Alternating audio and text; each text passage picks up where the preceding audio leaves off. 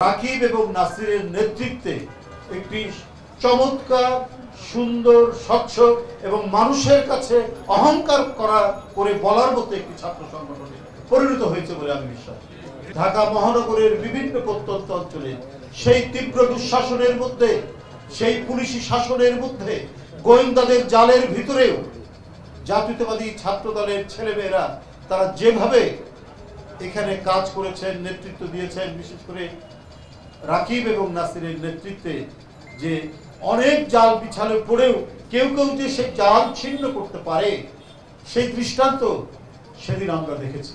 রাজনীতির যে আলোক, সেই আলোক আমরা পেয়েছি এই ছাত্র দলের, অর্থাৎ যখন আমাদের কৈশোর এবং তারুণ্যের এই ক্রান্তিকালেই, এই সময় আমরা জীবন এবং জগৎ সম্পর্কে উপলব্ধি করার সুযোগ হয়েছে জাতীয়তাবাদী ছাত্র দল নামক একটি সংগঠনের সাথে অন্তর্ভুক্ত হয়ে।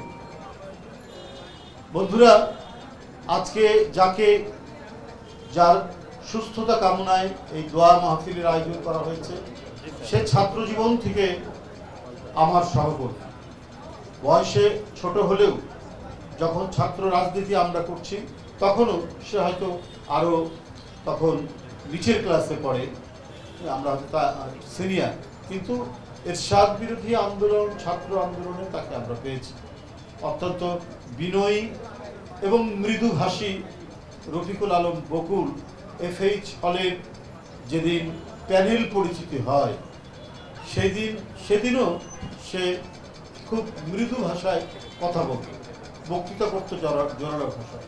সেই প্যানেল পরিচিতি অনুষ্ঠানের আমি ছিলাম মূল পরিচয় করে দেওয়ার নেতা, অর্থাৎ সেটার প্রধান অতিথি হিসেবে কাজ করেছে।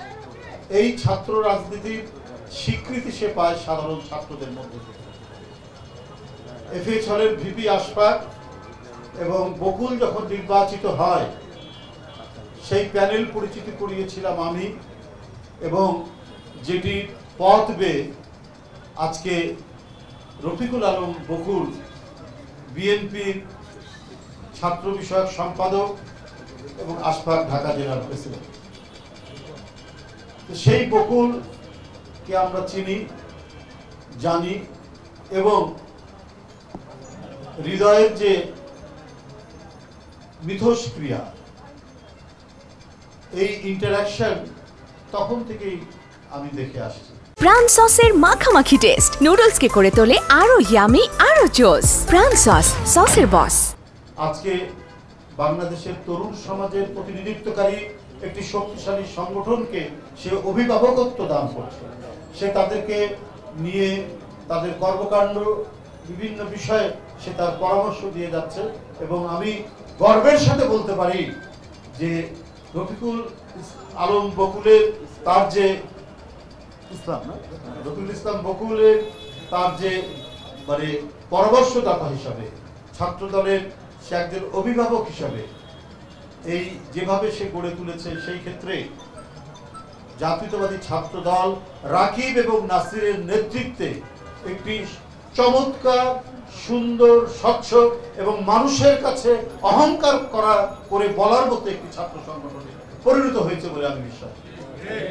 আমি সেদিন শহীদ মিনারেও বলেছি, আমি আজও বলছি, এই দুইজনকেই দেখেছি ঢাকা মহানগরের বিভিন্ন প্রত্যন্ত অঞ্চলে সেই তীব্র দুঃশাসনের মধ্যে, সেই পুলিশি শাসনের মধ্যে, গোয়েন্দাদের জালের ভিতরেও জাতীয়তাবাদী ছাত্র দলের ছেলেমেয়েরা তারা যেভাবে এখানে কাজ করেছেন, নেতৃত্ব দিয়েছেন, বিশেষ করে রাকিব এবং নাসিরের নেতৃত্বে যে অনেক জাল বিছালে পড়েও কেউ কেউ যে সেই জাল ছিন্ন করতে পারে, সেই দৃষ্টান্ত সেদিন আমরা দেখেছি।